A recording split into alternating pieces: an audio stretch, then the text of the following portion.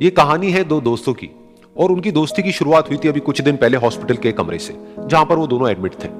तो दोनों में से जो एक था उसको अभी कुछ दिन पहले एक पैरालिसिस का अटैक आया था, जिसकी वजह से गर्दन के नीचे की उसकी पूरी बॉडी पैरालाइज हो गई थी और वो अपनी एक उंगली तक नहीं हिला सकता था।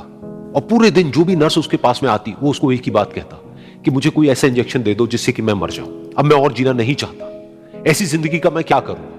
तो उसका जो दोस्त था उस कमरे में, क्योंकि वो चल फिर सकता था, तो रोज सुबह और रोज शाम को उस कमरे में खिड़की थी उसके पास में जाकर के खड़ा हो जाता और अपने दोस्त को बताता कि उस खिड़की के बाहर क्या चल रहा है। बिल्कुल नीला आसमान है, सफेद बादल है, हल्की हल्की हवा चल रही है और कुछ पंछी उड़ रहे हैं।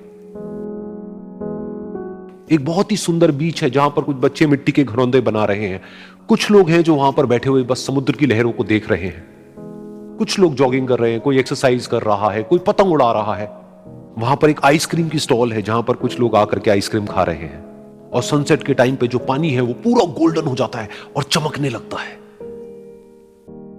तो शुरू में तो जब उसने वो सब बताना शुरू किया तो उसके दोस्त के ऊपर ज्यादा असर नहीं हुआ, लेकिन धीरे धीरे उसके अंदर जीने की चाह जागने लगी।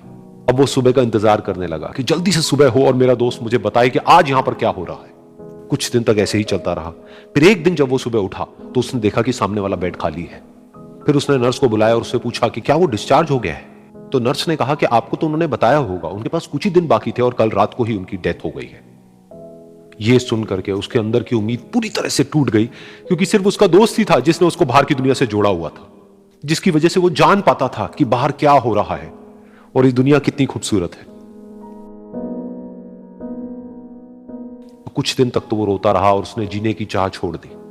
लेकिन दूसरी ही तरफ से उसके अंदर कहीं ना कहीं एक नई चाह पैदा हुई कि काश मरने से पहले एक बार मैं खुद अपनी आंखों से देखूं इस खिड़की के बाहर कि ये दुनिया कैसी है। जैसे जैसे उसकी ये चाह बढ़ने लगी, उसको अपने अंदर एक अजीब सी एनर्जी महसूस होने लगी।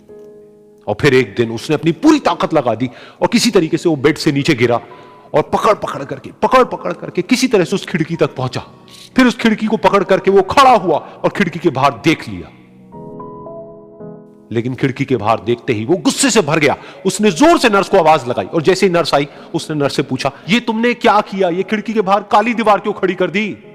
तो नर्स को समझ नहीं आया वो क्या बोल रहा है और वो बोली कि मुझे 5 साल हो गए हैं यहां पर, जब से मैं आई हूं तब से तो ये काली दीवार यहां पर है। तब जाकर के उसको समझ आया कि उसका वो दोस्त उससे झूठ बोल रहा था। और उसने नर्स से पूछा, अगर ये काली दीवार पिछले 5 साल से यहां पर है तो मेरे दोस्त ने मुझसे झूठ क्यों कहा। तो नर्स थोड़ा सा मुस्कुराई और बोली कि मैं ये तो नहीं जानती कि उन्होंने आपसे झूठ क्यों कहा, लेकिन मैं इतना जरूर जानती हूं कि जो भी कुछ उन्होंने आपसे कहा उसी वजह से आप अभी अपने पैरों पर खड़े हैं। तो इस कहानी से हमको यह सीखने को मिलता है कि जो हमारे शब्द हैं, जो हमारे वर्ड्स हैं, जो हम अपने मुंह से बाहर निकालते हैं, उसमें इतनी पावर है जिसकी कोई हद नहीं है। वो किसी आदमी को गिरा भी सकते हैं और उसको उठा भी सकते हैं। तो अब आपके ऊपर है कि आप अपनी इस पावर को यूज करते हो या मिसयूज करते हो।